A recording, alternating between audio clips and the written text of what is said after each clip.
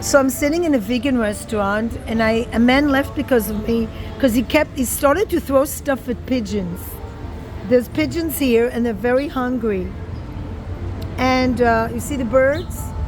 They're very hungry. I could be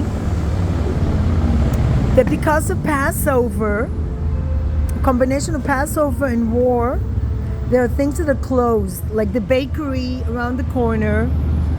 I don't know, maybe there's sources of food, these are urban birds, were closed down. But people's reactions sometimes really astonish me.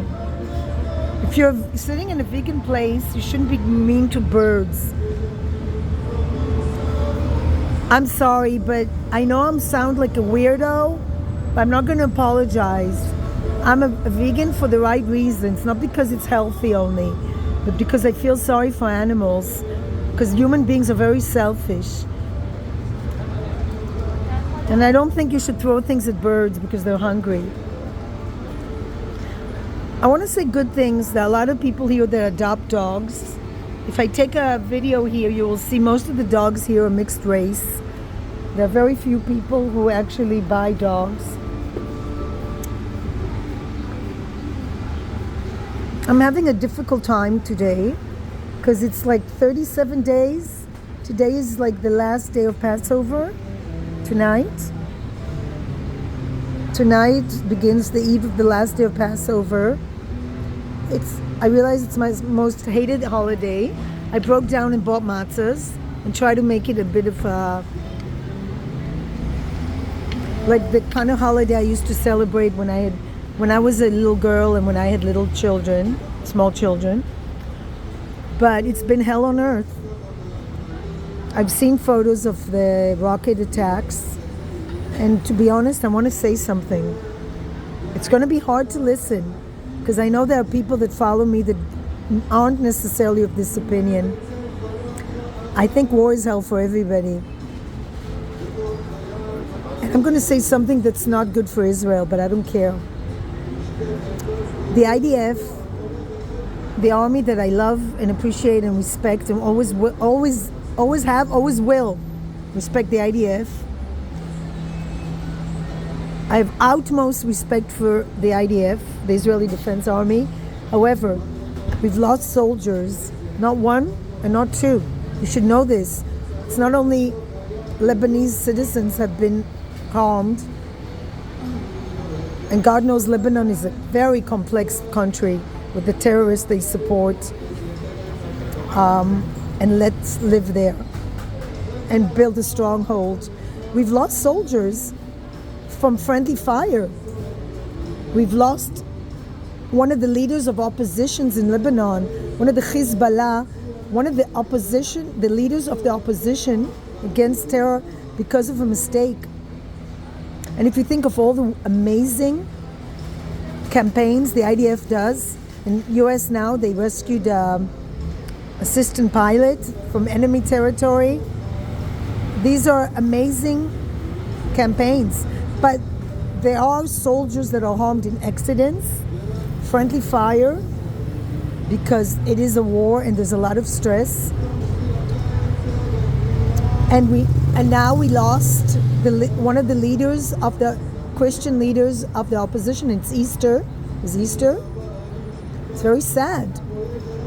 We don't want to turn the Christian population in Lebanon against us because we're allies. And I think they'll understand that we also killed our own soldiers. It's not that Israel intentionally targets our allies. War is hell and you make mistakes, human errors.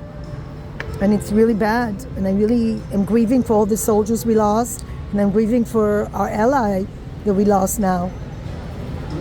And for all the damage, for all the people that are not involved. They say there's no such thing as uninvolved after Gaza, after the October 7th. But it's not completely true.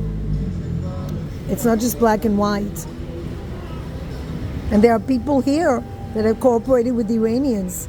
And I don't understand why. We should have death sentence for people who work with the Iranians, in my opinion, because that's the worst form of terrorism. 4 soldiers have divulged secrets to the Iranians. And I don't think they necessarily are Arabs, because I think they're not. I'm almost sure they're not. Because they're watched with they watch very closely, like with a microscope. I think we have a very complicated society here. I think it's very hard to be here during the war, because I feel I could have been in Europe. People are not friendly. Sometimes you have the illusion. I'll talk to somebody. Today I talked to an Egyptian, because we have the Egyptian embassy nearby. He asked not to be photographed. I recognized him because he looks like a pharaoh. He has the features of an Egyptian from thousands of years ago. Dark skin and something about his eyes. He just looked Egyptian. And maybe I recognized him because I always say hello because I walk the dog. But I want to tell you, he was a very nice man. It's very rare for me to have such a nice conversation in the bomb shelter.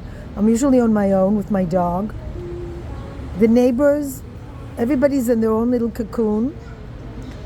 Not one person asked me how I am. I know I sound like Meghan Markle, the narcissist, but they say instead of expecting people to ask how you are, try to ask other people. But I do. I do ask people how they are, but people don't want contact. People do not want contact. They have their own little tribes, and they don't want any contact.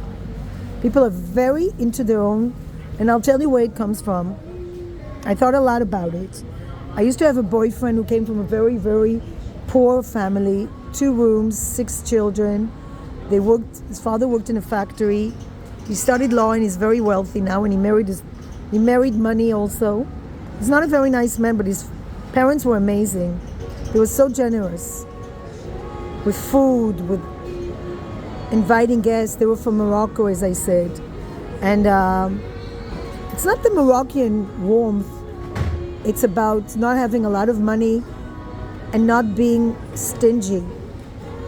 If you want to go to a home when nobody gives you something to eat, it's a rich home. Because I've lived in a rich Jewish community in Europe, and you could starve. They won't give you anything.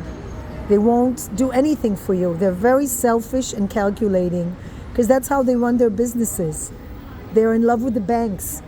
And it's not because I'm saying anything anti-Semitic. It's about wealthy people in general, because I do believe all the wealthy people are similar, whether it's Jewish, or Christian, or Muslim. And in Israel, it's the same. And I'm experiencing it. The people look at you, and I dress very simple.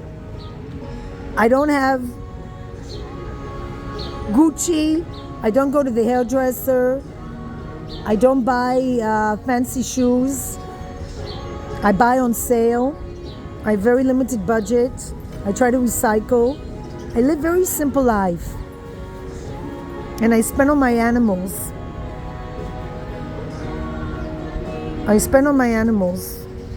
Not on clothes, not on makeup. And I can't stand people that their whole life is spent on to look rich or to look I don't know what, which is why I have a problem with the transgender community that seeks to look. You know how much makeup costs, and the worst thing is most large makeup companies, the ones that give you like affordable prices, even they test their products on animals. Maybelline, and I don't want to say wrong information, but a lot of them, Bobbi Brown, a lot of them test on animals. Correct me if I'm wrong. Maybelline, L'Oreal, they test their products on rabbits. Can you believe that? A poor little animal. Why am I saying all this? People who spend money on makeup are, for me, the worst of the worst. I had a mother like that. Everything is about looking good, makeup. At the end, we leave this earth, we take nothing with us. And it doesn't matter what we look like.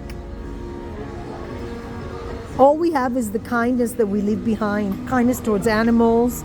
Kindness towards anyone who can't help you. You know what the test of a human being is? Being nice to people you don't need. And sadly, I haven't experienced that at all. It's very sad to be in a war where you could just die any minute from a rocket and nobody gives a fuck about you. Nothing.